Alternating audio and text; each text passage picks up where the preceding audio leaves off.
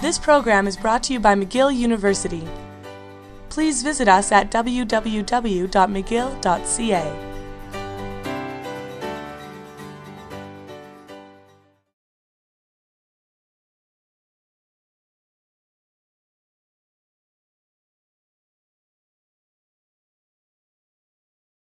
This is Carl Moore talking management for the Globe and Mail.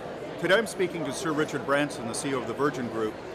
I'll be joined on stage this evening by Chris Lannon, who's a MBA student from Halifax, who's a PhD from UBC, and from Barbara Durley, who's from Toronto, undergraduate, who's the president of the McGill Undergraduate Society.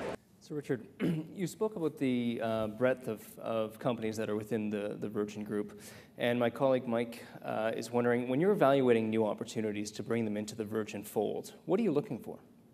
Well, I think there's no point in us going into something unless we can really shake up an industry, make a major difference, unless it's going to enhance the Virgin brand. If there's any danger of it damaging the brand in any way, even if it's going to make us a lot of money, cigarette companies or something like that, we wouldn't do it. And because life's short, we want to enjoy the experience. So, I mean, we're not, I've never. Very rarely have I actually sat down and thought, can we make a lot of money by going into this industry?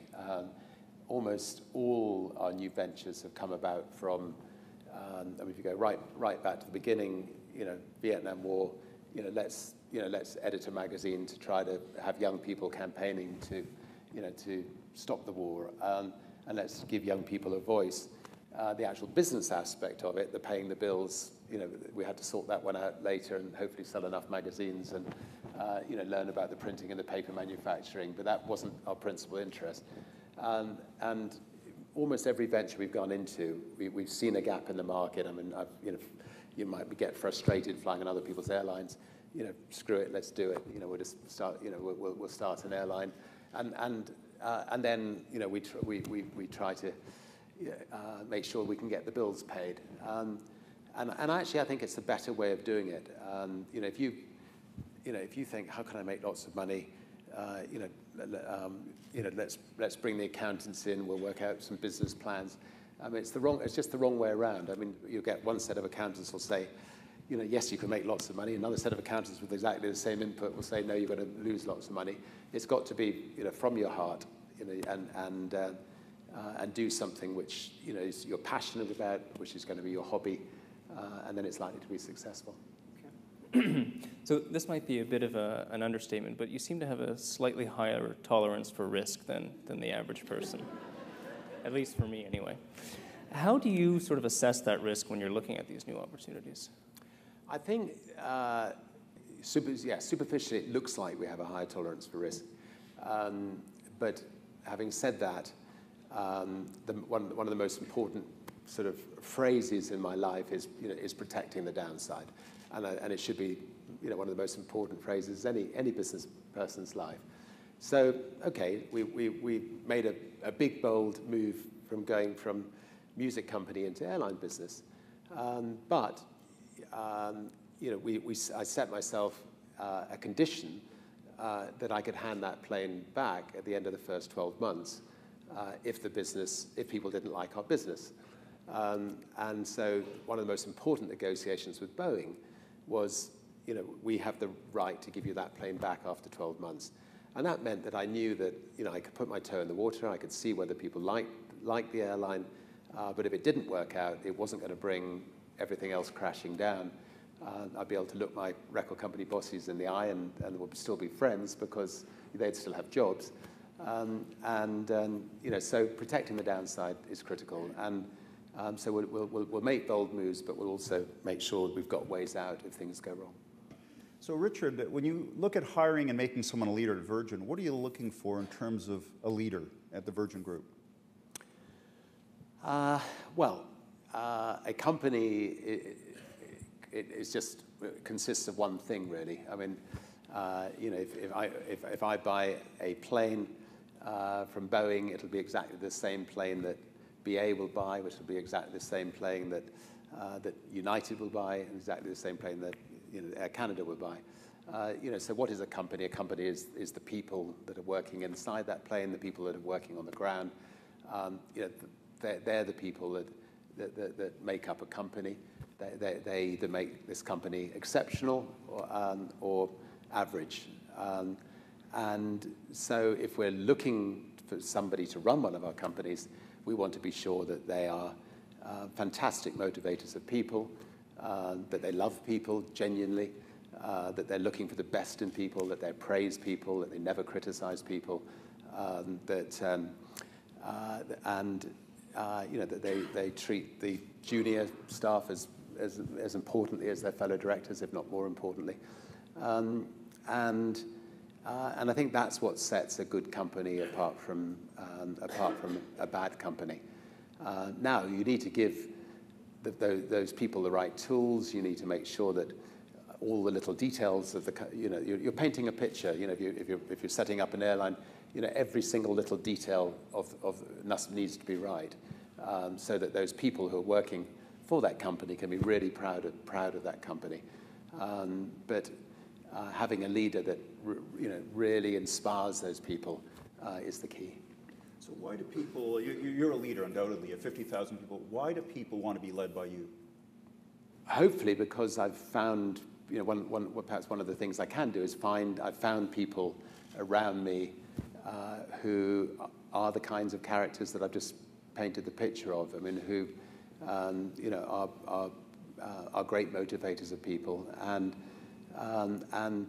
the kinds of companies that we're running, and the kinds of things we're doing, people who work for Virgin, believe in. I mean, in every industry that we're in, we are actually doing something for the consumer that they can be proud of. And when they go back, go out into the pub at nights and they're talking about, I work for Virgin, and people are maybe slightly jealous about the fact they work for Virgin. So it's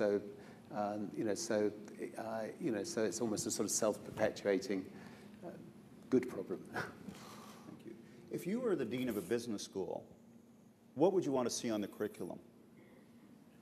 Yeah, I don't know. I think as much practical experience as people can have, the better. And I think people do learn. I'm dyslexic, so I know that I learn the most from practical experience. So the more one can actually make a school act practically, I think the better.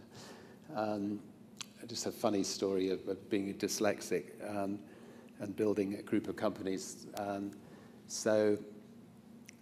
Age 50, we're having a board meeting, and I said something like, "Is that good news or bad news?" And one of the fellow directors said, "Look, Richard, just come outside a minute."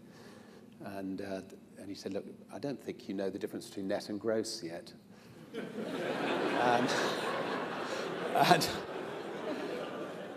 And I said, "Well, yeah, I sort of got away with it for the last 40 years." But so he said, "Look, let me share. Look, here's a bit of paper. Here's the ocean. here's the net in the ocean. The fish are in the net. That's your profit at the end of the year. The net that's caught the fish, and the rest is gross. That's your turnover." Whew, got it. I thought we were doing a lot better than that. I thought it was the other way around. Anyway, sorry. I've been reading your books, and you talk a lot about fun, and I'm just absolutely seduced by the idea of just having more fun. I think I enjoy myself occasionally in class, but in middle age, you have mortgages, you have all these. This is a question from a G. Vitt here from Montreal, one of our alumni, and the thought is that fun. It just seems like we love it, but how do we get more fun? What's your advice for middle age, where we got to work a lot? I think again, if we're talking about it does come from the top down. I think that, and if it doesn't come from the top down, people from below have got to shake the people at the top. I think if you go to a party and the person who's hosting the party, if they stand in the corner of the room and they're sipping sherry, most likely you're going to have a pretty dull night. You're all going to be doing the same thing all night. If, on the other hand, the host of the party or the chairman of the company, is the first in the swimming pool with his clothes on, you're pretty well guaranteed it's going to be a fun night. And so I think it's important for leaders to not worry about being seen to let your hair down, not worried about getting out and getting drunk with your staff, and most likely if you are going to go out with your staff, have a little notebook in your back pocket, because they'll tell you lots of things, and you need to sort of scribble them down over a drink, because you're never going to remember them the next day. But anyway, that kind of attitude I think is important, and I think companies need to have a lot more flexibility with their people. I mean, if somebody's got a wedding, and Virgin companies are not perfect by any means on this, but if somebody's got a wedding, for God's sake, let them go to the wedding. Don't make a big deal out of it. If somebody's died, let them take a few days off. Just being human with people. And if somebody wants to go off around the world for 2 months, okay, well maybe on an unpaid basis, let them do it. But that sort of flexibility I think is incredibly important, because most of our time we spend at work.